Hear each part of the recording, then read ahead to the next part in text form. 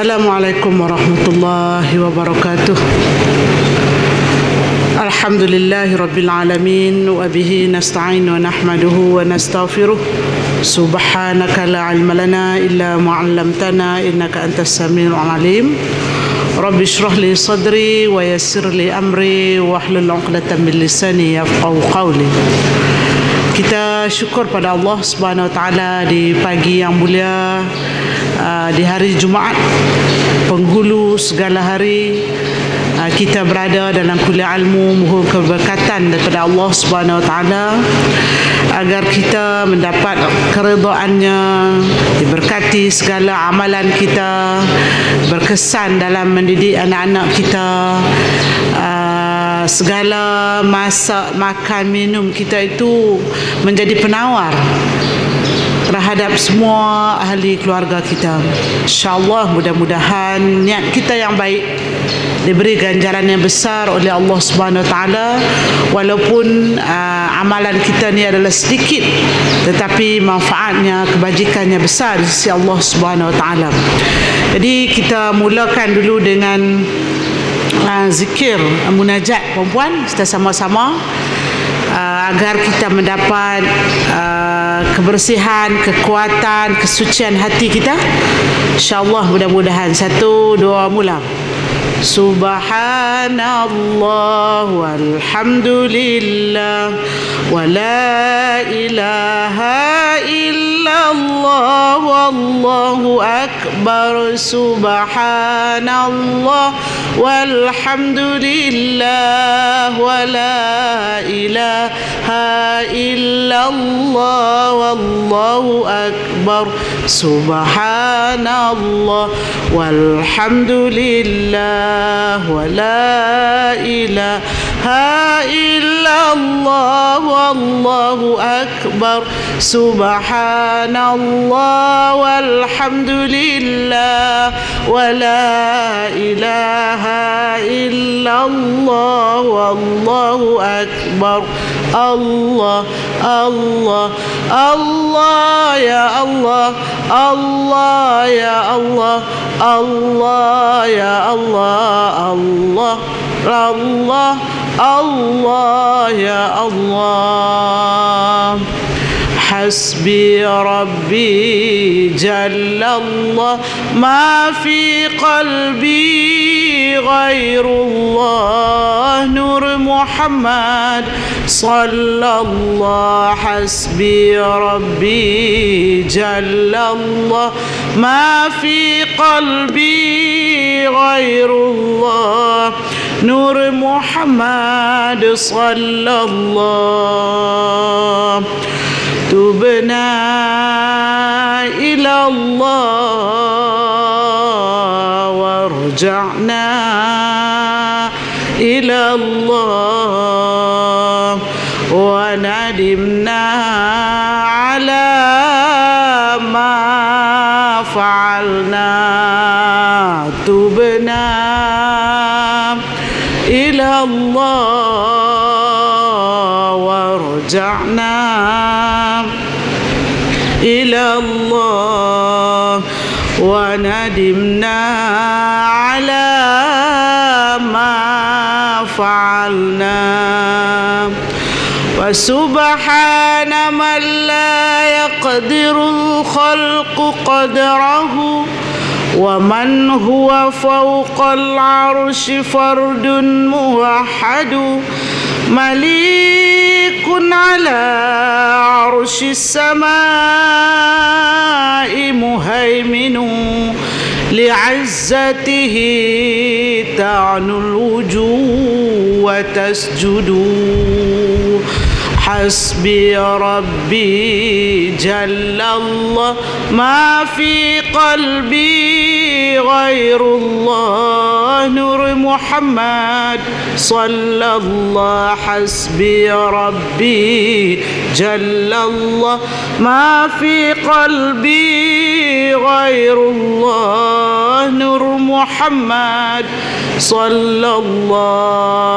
Laysa laha min dunillahi kashifa ليس لها من دون الله كاشفة ليس لها من دون الله كاشفة ليس لها من دون الله كاشفة لا إله إلا الله الملك الحق المبين محمد رسول الله صادق الوعد الآمين لا إله إلا الله الملك الحق المبين محمد رسول الله صادق الوعد الآمن أستغفر الله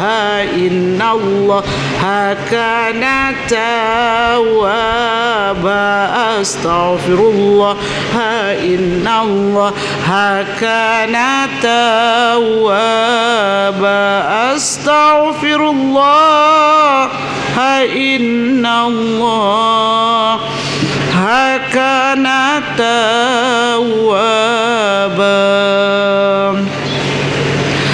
Bersyukur alhamdulillah perempuan kita pada pagi ni kita sambung lagi kuliah kita macam biasa. Tajuk kita masih lagi dalam bab taubat dengan kitab kita ialah Tanbihul Ghafilin jilid 1 dan jilid 2. Tanbihul Ghafilin ni ialah satu kitab yang ditulis oleh penulisnya tuan-tuan dan puan-puan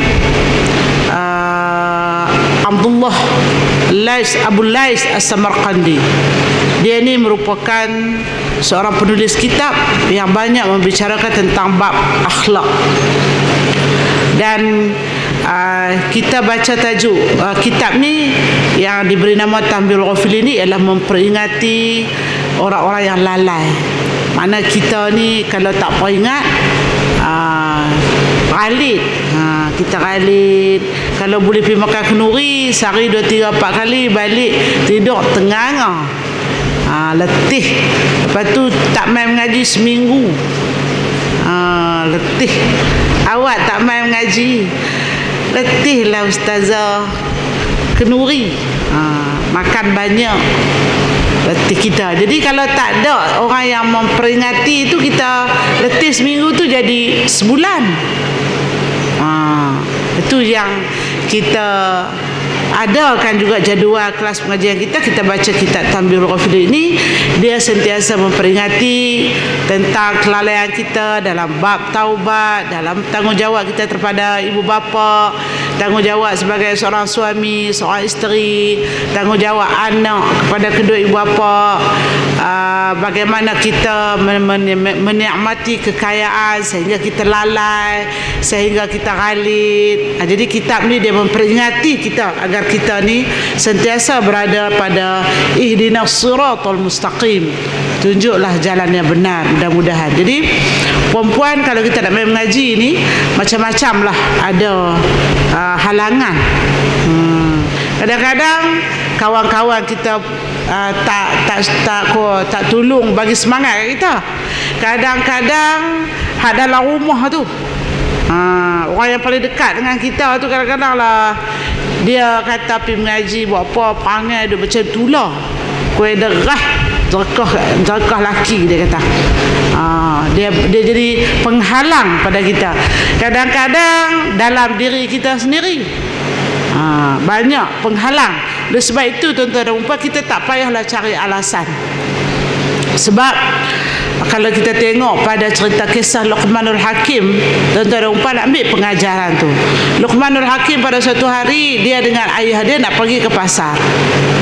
Dia nak pergi ke pasar, dia menaiki unta, tuan-tuan dan puan. Bila dia naik, dia dengan ayah dia nak pergi ke pasar, berjalan kaki menuntun unta. Sampai di sekerat jalan, jumpalah dengan orang ramai. Kata orang, "Hai Luqman, apa ni? Ada unta orang naik, hampa ni tuntun." Dua-dua tuntun. Kata, tak orang guna unta untuk menunggang. Pasal apa tuntun unta? ayah dengan anak, dengan Luqman dengan ayah dia tu bahasa kita kata aku tengok hang tengok aku, sungguh jugalah pasal apa kita nak tuntun. Lepas tu dua-dua naiklah unta. Jalan dekat sampai ke pasar. Ada orang pula tengok, dia kata, "Hai Luqman, mampu unta tu kalau dua-dua naik? Ayah pun naik, anak pun naik." La ilaha illallah, kata dia orang ramai. Bodoh ni, dua-dua naik.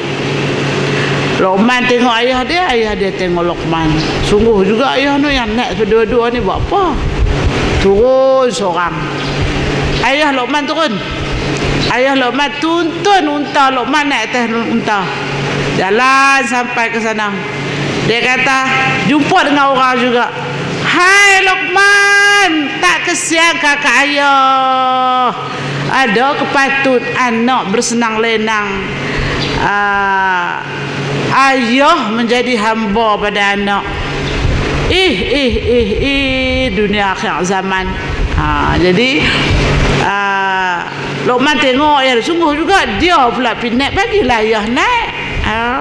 Ayah pun kata, sungguh jugalah, naiklah ayah, turunlah Luqman. Sampai berjalan sampai di dekat pasar, ada orang kata, anak suruh berjalan, ayah bersenang lenang, ada kepatut seksa anak, tak patut pak jenis apa ni perempuan. Sampai ke pasar tak pernah kena, tak pernah betul perempuan. Itulah kata Luqman, pandangan orang, kata orang, tak ada satu benda yang betul. Jadi kalau kita nak ikut orang perempuan, tak main mengaji. Pergi mengaji apa? Telinga kan dengar tu sound trouble. Tu nak pergi apa? Ngacau orang nak tidur ni, tu nak suruh pergi hantar tu dengar telinga tu. Sial kat tu dia nak main. Telinga tak dengar pun, dia tahu main duduk tempat mengaji ni dapat pahala banyak. Tapi anak dia kata dah telinga tak dengar, nak main buat apa? Nampak tu halangan kita. Perempuan tu dalam rumah, luar lagi. So katalah, kalau kita suami kita tak mengaji, kita mengaji nak main hari Jumaat, dia sembunyi motor, dia naik motor pergi ke lain. Kita tunggu sampai pukul 9, tak ada, pukul 10 tak balik, pukul 10.30 baru balik. Maka jadilah pertengkaran. Hang tak mau mengaji, sudah laku nak pergi mengaji, takkan nak jadi jahil dua-dua kot. Hari Jumaat tu perempuan itulah di antara halangan-halangan. Jadi apa yang perlu ada pada kita ialah kita kena merancang.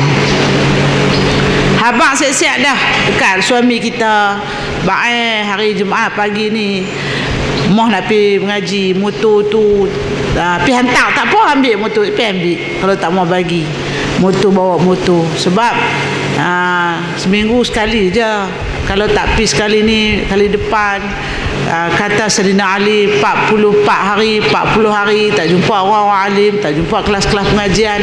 Bintik-bintik hitam itu akan memenuhi ruang-ruang hati kita, supaya menjadi hati kita keras, tuan-tuan dan perempuan. Oleh sebab itu kita rancang nak main mengaji. Habaq ke anak-anak nak main mengaji, masa awal-awal nak main mengaji, supaya keadaan itu menjadi satu kebiasaan.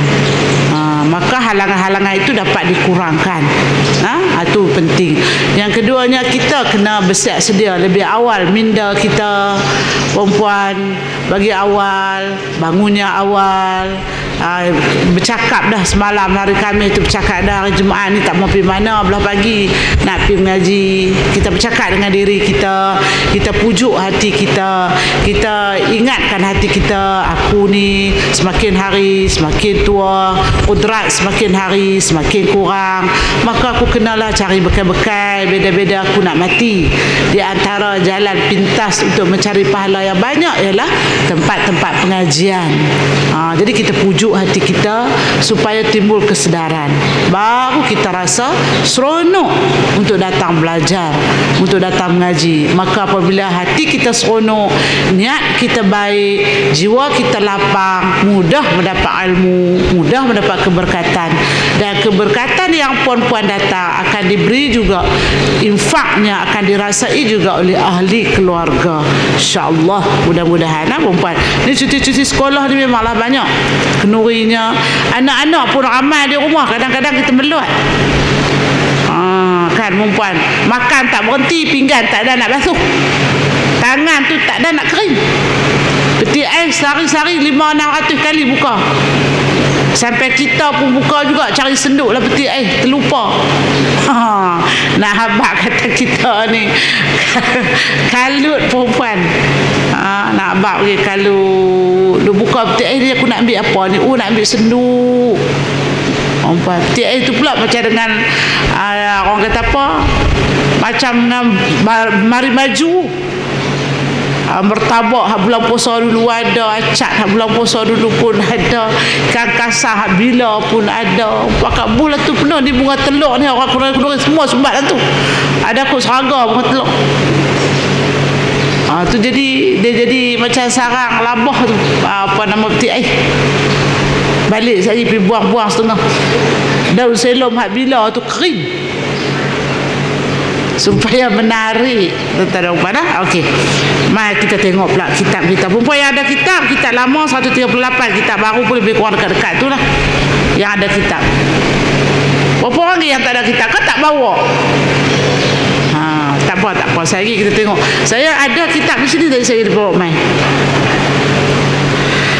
Baik, Khalid bin Ma'dan berkata, jika orang-orang yang bertaubat itu telah dimasukkan ke syurga, mereka bertanya, tidakkah Tuhan berjanji bahawa kami akan melewati neraka sebelum masuk syurga?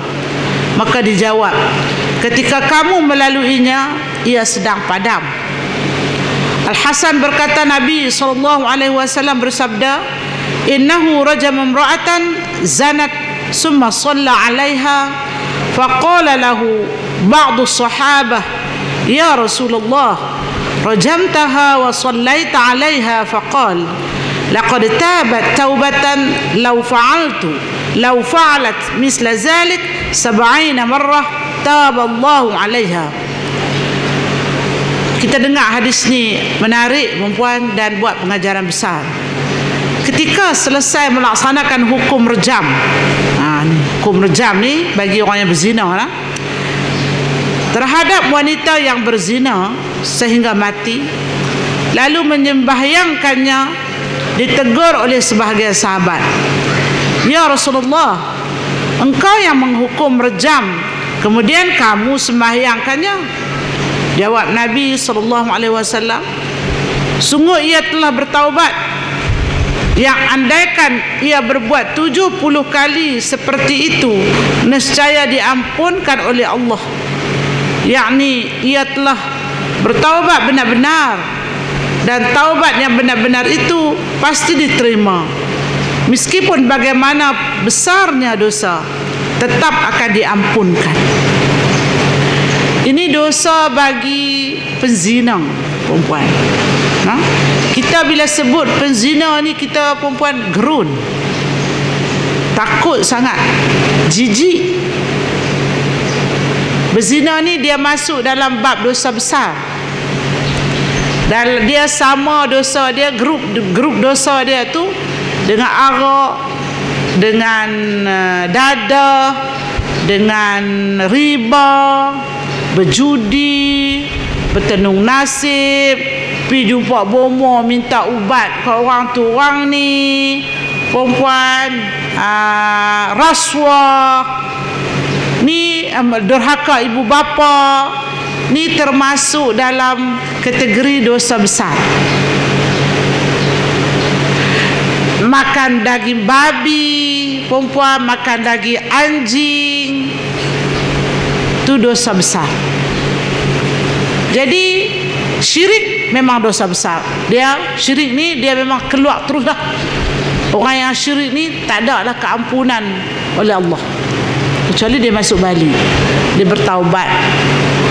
Jadi orang yang berzina, perempuan, dia adalah dosa besar. Zina ni, kita kena pandang zina ni jijik. Pandang daging babi jijik, pandang rasuah pun jijik. Perempuan, jangan kita pandang daging babi tu jijik. Kita bila kita dengar daging babi, kita rasa menugai. Kita rasa, kalau orang habak kata belilah coklat tu, ada lemak babi tu, dan buang.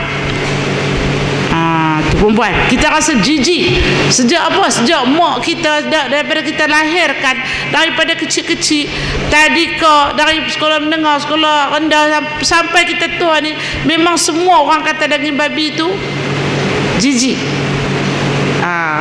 Orang kata daging babi ni kita dengar nak menugai lah. Haram hukum dia. Tapi berzina, kalau kita sebut perempuan, kita rasa takut sekejap, sampai masa dia boleh berlaku dalam rumah kita, kita rasa tak apa. Ni dia tak sejijik daging babi. Kalau daging babi orang main sangkut di pagar kita, riuh setaman perempuan. Tapi kalau dalam rumah kita, dalam taman kita, jiran kita berzina, dia pergi kat mereka bukan tak tahu.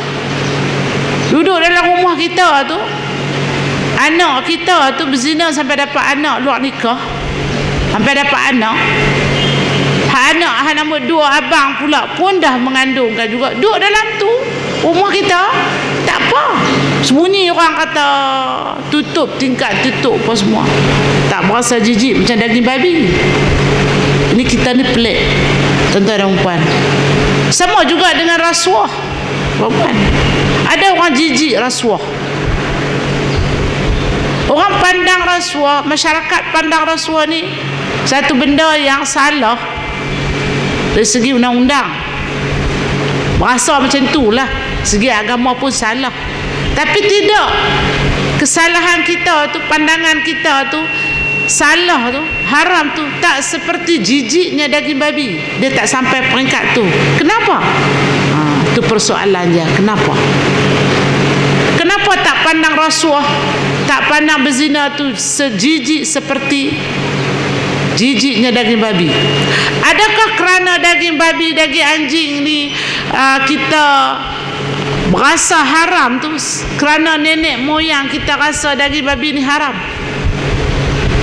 Berapa ramai orang jijik daging babi ni kerana hukum? Itu persoalan kita. Kita secara adat, nenek moyang kita memang daging babi ni daripada kecil, daripada ni pun kita tak tengok babi pun nak muntah lah. Kalau gemuk, kalau pergi di zoo tu tak mau, jijik pandang tu. Tapi kenapa rasuah tu, berzina, minum arak, jijik kita tak sampai macam tu? Itu persoalan yang kita nak kena tengok balik. Sampai kalau kita tengok adakah benar kita ni jijik daging babi ni kerana iman, kerana Islam? Kalau benar, kenapa rasuah, berzina, arak, perempuan kita tak pandang sejijik itu? Itu persoalan. Kadang-kadang dalam rumah kita, sumber rezeki itu suami kita ke siapa kita dalam rumah kita tu, sumbernya daripada sumber yang haram. Kita balik masak makan, perempuan, kita balik kita ambil duit tu bagi anak-anak pergi sekolah, beli susu bagi mak bapak, kita buat pergi umrah lagi dengan sumber duit yang haram tu, kita bagi anak kita beasiswa lagi, bagi buat sumbangan derma masjid lagi. Kita tak rasa pun kata sumber rezeki kita tu daripada sumber yang haram ataupun rasuah, untuk jalan tak betul, kita tak rasa jijik dan kita rasa tak apa. Adakah sama orang makan rasuah dengan orang makan kambing, itik, ayam yang tidak sembelih? Perempuan, tak samakah? Makan rasuah sumber haram, makan ayam, kambing, itik yang kita tak sembelih adalah haram, juga haram. Atau kita ambil kambing curi, ayam curi, kita makan, kita sembelih, baca bismillah. Kenapa sembelih, Haji? Kan ayam tu ayam curi, kambing tu kambing curi. Dia kata kalau tak sembelih tak sah, tak boleh makan. Dia kata gitu. Kerana mereka merasai sembelih itu lebih menjadikan kambing itu halal. Bukan sumber daripada mana dia curi, dia main sembelih, baca doa lagi. Jadi tuan-tuan dan perempuan, benda yang haram ni macam dengan rasuah, kalau kita rasa dia tak apa, maka kita tak rasa jijik dia, walaupun sumber tu daripada sumber yang haram. Kita rasa daging ayam yang kita curi, yang kita tak sembelih, kita makan, kita masak, sedap. Sama juga dengan duit riba, duit haram. Kita beli ayam, kita sembelih, kita masak, mungkin lebih sedap daripada duit halal. Tuan dan puan, kerana apa? Kerana hati kita, iman kita, pemikiran kita mengatakan bahawa perbuatan kita itu tidak salah, walaupun di sisi Allah itu salah. Jadi perempuan, tuan-tuan, bila kita hidup di sisi Allah ni, kita kena merasai bahawa kita ni adalah seorang hamba Allah. Kita tahu kita hamba Allah. Ramai orang tahu dia tu adalah hamba Allah, tapi sedikit sangat orang yang sedar bahawa dia itu adalah hamba Allah. Kalau orang tahu dia hamba Allah, dia tahu berzina tu berdosa, dapat anak tak sah taraf ni berdosa, nak bagi, nak jaga dia, nak bela dia, kena banyak tanggungjawab. Lepas tu dia tahu riba ni dosa, rasuah ni berdosa, dia tahu arak ni haram di sisi agama, dia tahu, tapi dia yang buat sebab dia tidak sedar bahawa apa yang dia buat itu dipandang oleh Allah, diawasi oleh Allah, tuan-tuan dan puan. Sebab tu beza orang yang tahu dia seorang hamba, dia tahu semua hukum hakam semua dia tahu, tapi dia tidak merasai bahawa Allah hadir bersama dia dalam semua perkara yang dia buat. Dia rasa macam Allah tak ada. Dia nak makan rasuah, dia nak pergi minta, dia nak telefon, dia nak suruh, tuan-tuan dan puan, dia nak bayar, dia tak rasa Allah tu melihat dia, dia tak rasa Allah bersama dia. Jadi dia boleh buatlah. Kalau seorang pegawai, dia lagi tahu bagaimana undang-undang rasuah, bagaimana kita nak buat, nak berzina tak bagi orang nampak, bagaimana kita nak makan riba, proses nak makan riba, nak berniaga, nak simpan, dia lebih tahu. Tetapi bila dia merasai bahawa Allah tidak tahu, dia tak rasa Allah tu ada, dia tak rasa malaikat tengok dia, dia boleh buat apa yang dia suka sebab dia hanya takut pada manusia. Tapi kalau orang yang takut kepada Allah, tuan-tuan dan puan, dia tahu dia hamba Allah, anak dia nak keluar pergi mana ni, nak pergi mana ni, Ina malam-malam ni, takut kita ni sekali lagi orang rogol kita ke. Dia memang bimbang anak dia begitu. Dia suruh suami dia turut, dia panggil anak dia, duk pergi jumpa dengan siapa, nanti mengandung Ina, dosa kita, berzina tu berdosa, bersembang berzina, pegang-pegang tu berdosa. Dia sentiasa menyebut pada anaknya kerana dia sedar dia hamba Allah. Bila anak dia pergi buat benda-benda yang berzina ni, dia pun dapat saham sama kerana dia tak larang, dia takut yang itu. Anak dia kata, alamak, orang nak sembang saja, bukan nak buat apa, bukan nak tidur dengan dia. Kita kata nak berzina ni, dia tak terus berzina ni. Dia memang bermula dengan tengok, pandang, pegang, sembang, telefon berkali-kali. Sebab permulaan syaitan itu bermula dengan mata kita. Hantar mai kepala otak kita, minda kita, fikir macam mana nak pegang. Seronok, tuan-tuan dan perempuan. Jadi nak berzina ni, sebelum nak berzina ni, dia ada dah permulaan perzinaan. Sebab tu Allah kata wala taqrabuz zina, jangan kamu hampiri zina. Dia tak kata wala zina, dia tak larang zina tu terus, dia larang jangan hampiri zina. Sebab orang yang berzina ni dosa dia besar dan siksa dia amat dahsyat, tuan-tuan dan puan-puan. Nah, kalau di dunia ni kata Rasulullah sallallahu alaihi wasallam, wanita yang berzina cukup 4 saksi dia kena rejam. Nah, dia kena rejam, rajam mar'atan. Kalau orang laki-laki, orang perempuan atau laki-laki yang dah kahwin, perempuan, dia kena dengan batu. Dia beza sikit, tuan-tuan dan perempuan. Jadi makna dia, perempuan, kita kena pandang zina ini satu benda yang amat besar dan amat jijik. Dia boleh membawa kepada keturunan. Ni masalah zina ni. Dia boleh bawa kepada keturunan. Kalau bapa tu suka sangat pergi berzina, pergi ke hadnya, pergi ke mana, kira berzina lah, memang dia tu minat dengan berzina. Kita takut anak yang ada di bawah bumbung yang dilahirkan oleh isteri yang sah tu 5 orang, kita bimbang takut di antara anak 5 tu akan mewarisi kerjaya zina ni. Ini yang kita takut, tuan-tuan. Sebab itu kita baca doa selalu. Kita kena pandang zina ni jijik macam babi juga. Pegang babi pun jijik, tengok babi pun jijik, sebut babi pun nak menunggai. Maka zina pun macam tu. Kita kena rasa jijik zina ni. Melawak tampak menampak pun kita rasa pelik. Itu perkara yang perlu ada pada diri perempuan. Apabila kita duduk dalam rumah, kita bercakap dengan anak kita, kita sentiasa menyebut bahawa zina ini jijik. Macam dadah tu jijik, tuan-tuan dan perempuan. Kalau kita kata tak nak larang, Ustaz Zahid cemuh ya nak larang, habis-habis kita pergi depan nikah. Itulah lah kita ni. Tapi perasaan jijik tu tak nampak pun. Kita kena cerita dekat anak kita, tuan-tuan dan perempuan.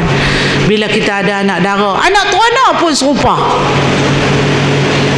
Kalau anak dara kita jaga, anak dara orang jaga, kita tak jaga anak terona kita. Anak terona kita pergi berzina sana, sewa kereta, pergi sampai Pulau Pinang, pergi sampai Ayak Terjun, perempuan berzina. Kita rasa tak apa anak laki-laki sakak, tak ada anak perempuan tak susah hati, Ustazah. Depa tu lah duk kena jaga anak laki-laki, anak perempuan ramai. Tak usah duk bercakap lagu tu hak laki-laki berzina serupa tuan-tuan dan perempuan. Kita duk kata tak apa, tak apa, tak apa. Orang perempuan kalau tak ada laki-laki nak berzina dengan siapa? Dengan dinding. Tuan dan perempuan, no? Kita kena bercakap berzina ni sebagai satu sifat yang jijik. Nak pergi sekolah, nak tumpang motor. Motor siapa? Motor Zul. Tak apalah, apabila apa nama mudah sikit dia lalu ambil hang pergi kot tu. Hang kena siap wawai sikit tu. Wah. Perempuan, bolehkah seorang ibu mentakpakan? Tu pelik sikit lah bunyi tu. Anak dia nak pergi sekolah, tumpang motor Zul, tak kisah. Jadi mak tu rasa satu penyelesaian masalah, nak pergi hantar, nak pergi ambil, nak pergi hantar, nak pergi ambil. Perempuan, bukan cara yang benar, bukan cara yang betul kita mendidik, mengasuh anak kita. Itu nama dia permulaan berzina. Lepas tu sampai satu masa, perempuan kita ni adalah kecemasan lah, kematian ke, nak pergi jauh, anak duduk sekolah tak mau pergi. Dia kata tak apa jaga kelampu gambar, takut suruh Zul tu main hantar apa nak balik tuition sampai rumah tu, Zul tu main ambil malam pukul 7 nak pergi 2:30 nak pergi tuition, suruh Zul tu main ambil. Pasal mak dah tak ada nak balik ni. Oh Masya Allah, Subhanallah, perempuan. Itu dia panggil ajakan untuk melakukan perzinaan. Jangan perempuan semudah itu kita bebaskan tanggungjawab kita sehingga masuk perangkap syaitan. Nah, kerana apa tu? Kerana kita tak pandang zina itu jijik macam daging babi, tak pandang rasuah tu jijik, tak pandang arak tu jijik, tuan-tuan dan perempuan. Ini benda-benda yang ustazah agak tegas sikit, dan ustazah agak kasar sikit supaya tuan-tuan dan perempuan ambillah pengajaran, nah, ubah sikap kita. Kerana zina ni dalam masyarakat kita ni jadi barah. Baik orang tua, baik orang muda, baik remaja, baik nikah dah, tuan-tuan dan puan. Kerana mereka pandang tak apa, dia tak jijik macam daging babi tu. Ini yang kita kata hadis Nabi SAW ni, dia mencerita pada kita seorang perempuan ni, innahu rajama imra'ata zanat. Seorang perempuan ni, tuan-tuan dan puan, direjam kerana berzina. Summa shalla 'alaiha.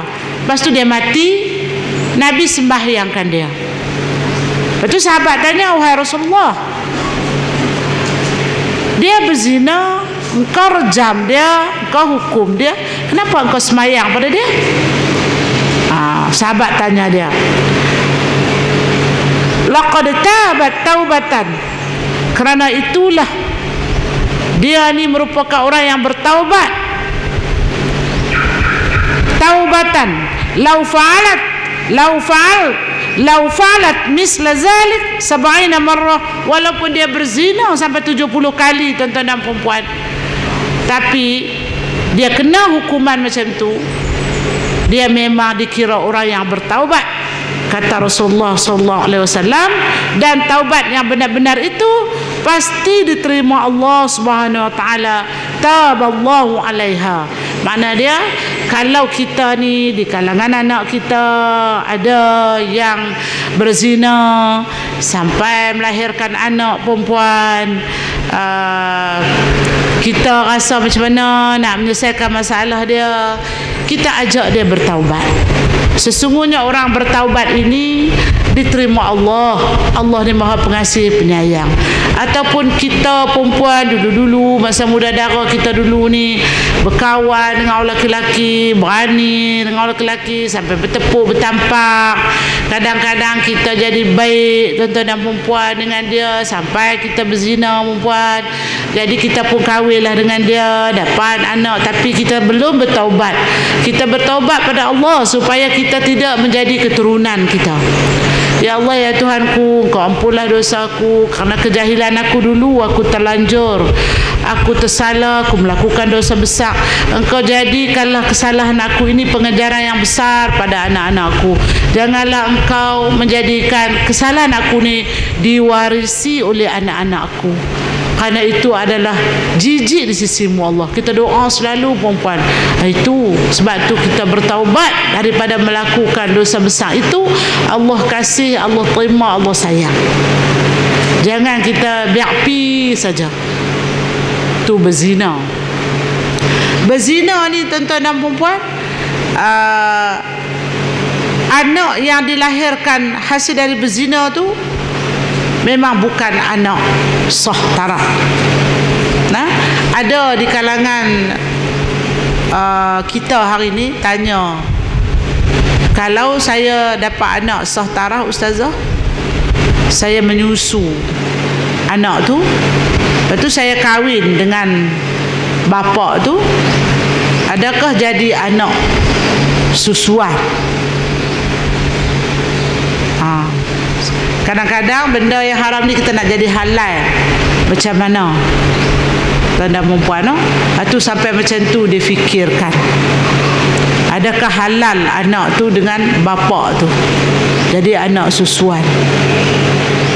Anak susuan ni ialah dia menyusu dengan orang lain, tapi kalau dia menyusu dengan mak dia, dia tak panggil anak susuan.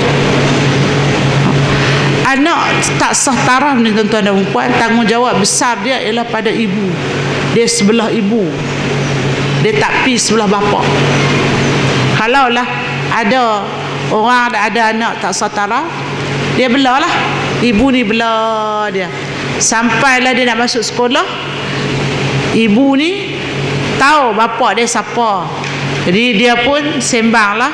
Dia kata anak kita ni dulu ni dah nak masuk sekolah menengah dah. Jadi awak kenalah tanggung sama anak ni, sebab anak ni pun awak juga. Jadi kalau seorang lelaki tu dia kata saya tak mau, saya tak berhak, saya tak peduli, awak dah bela, awak belalah, jangan main kacau saya. Walaupun seorang lelaki tu kaya raya, duit banyak, tapi dia tak mau sara anak dia ni, maka undang-undang ataupun hukum tidak membebankan dia. Dia tak kena hukum tu. Jadi dia anggap anak tu anak orang lain, bukan anak dia, kerana dia melakukan sebelum perkahwinan. Jadi kita tak payahlah nak kecewa, wahai perempuan, ibu-ibu, apabila kita ada anak tak sah taraf, kita nak pergi bergaduh, nak minta saraan dan sebagainya, kerana hukum ataupun undang-undang tidak menyebelahi mereka. Itu Ustazah pesan, sebab apabila sampai masa dia, kegelisahan itu berlaku pada kaum wanita ni. Sebab tu Allah larang kita jangan melibatkan diri dalam perkara-perkara yang boleh membawa kepada perzinaan. Okey. Baik, kalau kita ada anak tak sah taraf ni, anak tak sah taraf ni perempuan suci dia tak ada dosa apa, dia baik, dia bagus. Ada anak tak sah taraf ni, tuan-tuan dan puan, dia hidup dengan mak dia bagi dia sekolah agama, mak dia bagi dia didikan agama perempuan, dia sampai jadi orang yang cukup baik. Dia belajar di pusat-pusat pengajian, universiti pun bahagian agama perempuan. Dia pakai tutup orang elok, dia boleh kerja yang elok, tuan-tuan, perempuan. Jadi dia tidak ada apa masalah. Anak tak sah taraf ni, kita tak boleh hina dia, kita tak boleh label dia, kita tak boleh pandang dia jijik, kita tak boleh nak bila sikit-sikit kita nak ungkit hang ni, tak boleh. Dia anak yang cukup bersih seperti anak yang lain. Jika dididik dengan baik, dia akan jadi anak yang baik, tuan-tuan dan puan. Jadi berdosa pada kita menghina dia, berdosa pada kita melabel dia, berdosa pada kita tak bagi pendidikan pada dia, kerana dia adalah manusia, anak seperti orang lain, perempuan. Jadi seandainya kita ada tersasar anak yang semacam tu, atau kita sendiri yang depan ustazah yang mengaji ni anak yang macam tu, kita adalah anak yang baik, kita adalah orang yang baik, tidak ada kena mengena dengan dosa orang pelaku dia. Yang berdosa ni ialah pelaku dia, tuan-tuan dan perempuan. Kadang-kadang ada juga bila kita dah dewasa, kita tahu kita ni anak tak sah taraf, kita rasa rendah diri, kita rasa kecewa, kita hina mak kita, kita rasa saya ni daripada anak bulu betung, macam-macam dia merintih. Sebenarnya salah. Kamu adalah anak yang baik, kamu adalah orang yang bersih di sisi Allah, kamu boleh mendapat pendidikan, kamu boleh hidup dengan cara seperti orang lain, walaupun kamu tidak ada yang dilahirkan dalam keadaan tidak sah, tapi itu adalah takdir Allah Subhanahu Wa Taala. Kamu hiduplah seperti orang lain, berjuang mengikut hukum Allah Subhanahu Wa Taala, maka kamu akan muncul sebagai anak yang soleh, perempuan. Jangan kita label, jangan kita pandang, jangan kita persepsi orang begitu. Itu salah. Perempuan itu yang dikatakan zina ini, kalau dia bertobat dengan bersungguh-sungguh, insya-Allah, kerana Allah ni Ghafurur Rahim, pengasih penyayang, tuan-tuan dan puan. Okey, kalau ada soalan boleh tanya lah. Juga diriwayatkan daripada Rasulullah sallallahu alaihi wasallam, man ayyara mu'minan bi fahishatin fa huwa kafa 'alaiha wa kana haqqan 'ala Allah an yuqi'ahu fiha, wa man ayyara mu'minan bi jarimatin lam yakhruj min ad-dunya hatta yartakibaha wa yaftadhiha biha.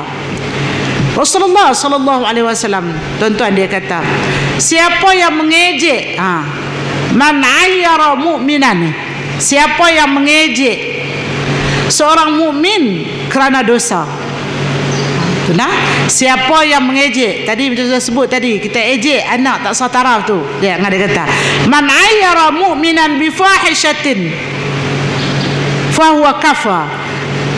Siapa yang mengejek seorang mukmin kerana dosa, maka ia bagaikan yang mengerjakannya, dan layak bila Allah menjerumuskannya ke dalam dosa itu.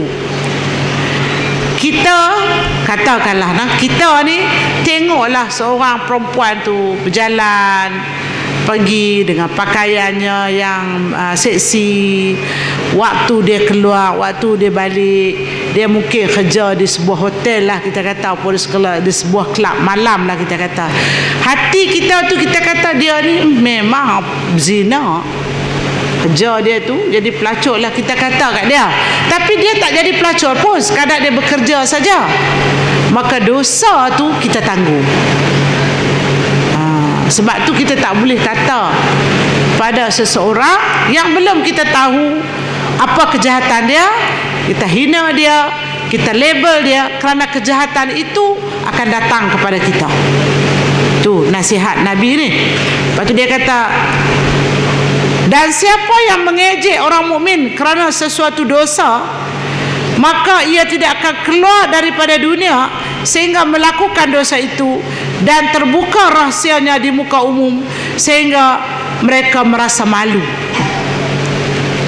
Ini hadis ni tuan dan perempuan cukup takut, sebab kadang-kadang kita buat tak terasa. Kita suka mengatakan orang mukmin ni orang yang baik buat dosa. Kita kata pada orang yang baik melakukan kejahatan. Allah kata kalau kita mengatakan pada seseorang yang baik, mukminan, seseorang wanita yang baik, seseorang mukmin yang baik, kita kata dia inilah pemakan rasuah, dia inilah berzina, dia ni minum arak, dia ni makan riba. Kita katalah benda yang salah, yang jijik tu pada dia, padahal dia tak buat. Dosa perbuatan itu akan datang pada kita. Kata Rasulullah SAW, siapa yang mengejek seumpama itu, kata dia, maka ia tidak akan keluar dari dunia ni, mana dia tak mati selagi apa? Sehingga dia sampai melakukan dosa itu. Perempuan. Sebab tu kita jangan semudah-mudah menuduh, memfitnah orang-orang yang baik melakukan sesuatu kesalahan. Tak boleh. Setakat kita tengok saja tak boleh. Perempuan tak? Kita tak boleh kata macam tu. Sebab orang mukmin ini di sisi Allah dia tak buat dosa-dosa besar ni, bukan amalan dia. Sebab tu dia kata sini, orang yang suka fitnah, orang yang suka menuduh, orang yang suka melabel kepada orang-orang yang baik-baik. Contoh saya bagi dah tadi, anak tak sah taraf tu, dia budak baik, dia anak baik, tapi disebabkan dia tak sah taraf begitu, kita suka label dia, sampai nak kahwin dengan dia pun tak bagi. Banyak juga kes yang dapat tuan-tuan dan perempuan, anak yang tak sah taraf ni mengaji sampai universiti, bagus pula akhlak dia, berkawanlah dengan anak kita, cintalah dengan anak kita, sampailah kata nak bertunang, sampailah kata tetap belanja, sampai dia tetap hari kenduri. Jadi mak si perempuan ni tak selesa, takut orang kata tipu, takut orang kata tunan tak elok, takut macam-macam lah, takutnya bimbang, takutnya berbulan-bulan ni, sampai hari nak pi akad nikah, dia pi habaq dekat apa ni, mak anak dara, mak anak terona tu lah, kata anak dia ni nak habaq lah, bagi berat pun berat lah, anak tak sah taraf. Jadi janganlah kata saya ni menipu dan sebagainya. Tuan-tuan dan perempuan, tak jadi kenduri, tak jadi perempuan. Sebenarnya mak tu habaq tu tak apalah dia nak menghilangkan keraguan dia, keresahan dia. Yang nak menerima tu tak payah, anggap kata Allah anak ni jijik lah, begitulah, kita akan guna dia. Tak payah, anak percaya. Tak usah dia berikan, tak usah, sembelih lembu saja, kenuri saja.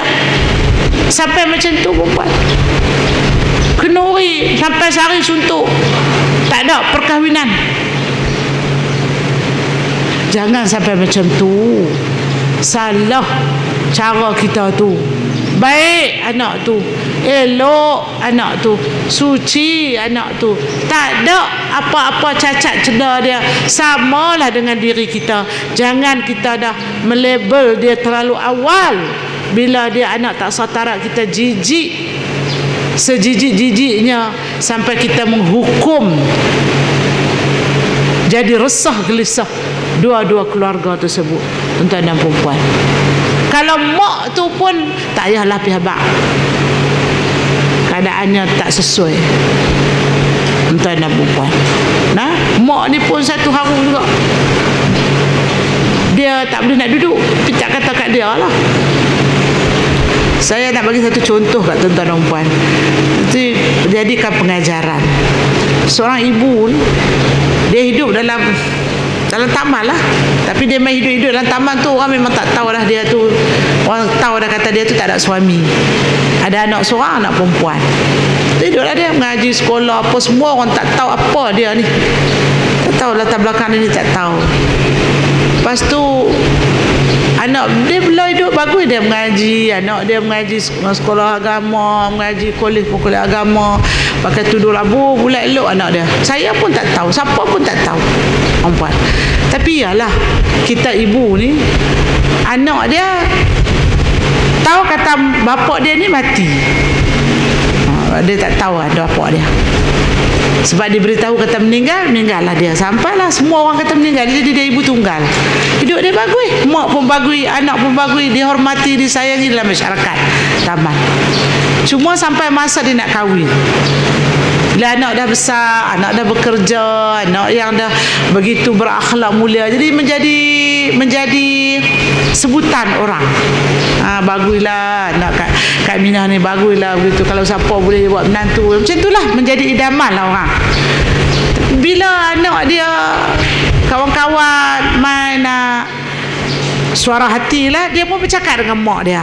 Bila dia bercakap dengan mak dia, dia kata, mak, ada kawan dia nak main, tanyalah mak nak lepas tak lepas. Bila sebut kata nak kahwin ni pun, mak dia terus pengsan. Satu. Tak apa bila ingat kau pengsan apa semua, lama pula. Duduk sengah buah ayam picit-picit pun lega api. Tapi lama-lama anak dia ni terkesan. Bila sebut saja nak kahwin, pengsan. Jadi sembanglah dengan ustazah, pasal apa? Tak sebut kahwin, tak pengsan. Tapi bila sebut kata orang nak pengsan. Berkali-kali gitu anak dia pun terkesan lah. Dia pun jumpalah kaunselor, sembanglah pasal apa. Itu nak buat nak anak dia tak tahu pasal apa. Dia tak ada masalah dengan mak dia. Sampailah satu masa, disebabkan kita ni nak bantu, sembanglah dengan mak dia. Sembang dengan mak dia. Tanya anak dia. Bila sebut anak dia, orang main tanya ni, dia dah didik lah. Dia dah rasa takut, tuan-tuan dan puan. Lepas tu saya pun sembang dengan dia. Pasal apa anak ni dah 28 dah, tak mau nak lepas. Lepas tu ada masalah apa? Dia sengak, tak kata apa. Tak kata. Kalau ada masalah, ustazah boleh tolong. Kita share sama, kita ni ibu macam tu lah. Ustazah kata macam tu lah, kita ni ibu. Kadang-kadang fikir seorang tak lepas, kena ada orang, tak ada orang tanya, ustazah mai tanya, kok kita boleh share. Ada apa masalah? Abang, kita boleh share juga dekat anak tu. Dah nak masuk 30 dah, orang kerap juga mai tanya. Ada penyakit ke? Selalu pengsan dia kata dia tak ada penyakit apa. Saya akan puas sikit nak tanya, tapi tak terkeluar. Lama sembang tu, saya rendang mai kok num sampai sejam dah tak keluar. tak terbunyi lah. Saya nak pendekkan cerita tu, saya kata, Ustazah nak tanya sikit lah ni, boleh tak? Kalau salah, maafkanlah Ustazah ni. Kalau betul, kita pakat-pakat selesai, benda apa pun dah selesai. Dia pun tertanya, tak apa. Saya kata, aku anak ni tak sah taraf pun. Dia terus khiyam. Yang mata menitik. Jadi saya pun pegang, saya yakin lah. Pegang dia gitu-gitu, tak apa. Dia kata, kita dua saja yang tahu. Nanti kalau nak berkahwin pun siapa pun tak tahu. Kita bisik je dengan Tok Qadhi, Tok Imam tu. Ustazah pun katalah, Tok Qadhi tu Ustazah kenal kawan Ustazah gitu-gitu gini. Dia pun lama-lama sejuk. Pada akhir dia anak dia lah, dia kahwin lah. Betapa seorang ibu, hati dia, remuk redam dia, perempuan, kegelisahan dia bertahun-tahun. Tuan-tuan dan puan, dia lupa dah. Resah tu lupa semua, lupa dah, seronok lah hidup ni. Tak ada apa, tak mana mengaji, tang tupi, orang buat kenduri tang tu ada, anak dia pun bagus, hormat orang buat bagus. Tak ada siapa nampak gaya dia. Itulah perkisahan, ceritanya hati seorang ibu, tuan-tuan dan perempuan. Walaupun dia bela daripada kecil, dia lega sampai 30 tahun perempuan dia hidup tu, tapi sampai saat-saat nak melepaskan anak ni, dia memang hati ibu. Sebab tu ada yang saya cerita kata, kahwin tu dia pergi habak terus tu. Tuan-tuan dan puan, yang ni dia tahan dari awal lagi. Sebab tu agama Allah kata, jangan kita mudah melabel orang, jangan kita mudah memfitnah orang, jangan kita mudah menuduh orang. Orang mukmin yang baik, dia dalam peliharaan Allah, dia dalam jagaan Allah, walau apapun status dia. Itu pesan Ustazah. Baik, kalau ada soalan kita nak ambil, kalau tak ada kita nak teruskan. Tak ada? Okey dah? Baik. Abu Lais bercerita lagi pada kita. Seorang mukmin tidak sengaja berbuat dosa. Ni orang tak sengaja berbuat dosa ni. Sebab Allah berfirman yang bermaksud, dan Allah membencikan kepada kamu kekafiran, kefasikan dan kemaksiatan. Kerana itu seorang mukmin tidak mungkin sengaja berbuat dosa, tetapi dapat terjadi padanya meluap. Kerana itu tidak boleh dicemuhkan jika ia telah taubat. Kita ni tuan-tuan dan puan, kalau tak sengaja berbuat dosa, tak berdosa. Contohnya, apa tak sengaja kita berbuat dosa ni? Contohnya, kita balik pada cerita babi tadi. Kadang-kadang kita makan coklat, ada gelatin babi. Kita tak tahu, mungkin kurang teliti. Tak apa, tak berdosa. Kadang-kadang kita beli sosis yang bersalutkan dengan usus babi. Kan usus babi tu dia buat katam tu. Kita pun makan. Kita tak berdosa sebab kita tak tahu. Kata usus babi, bila orang habaq baru kita tahu. Kita makan kek yang ada alkohol, yang ada arak dalam dia. Kita duk heran, kek kita 3 hari berlumut dah. Kek mereka buat ni yang bertahun tak berlumut, tak naik kulat, duk sedap situlah. Kita pun bacalah di kotak dia tu, oi 2 cups alkohol.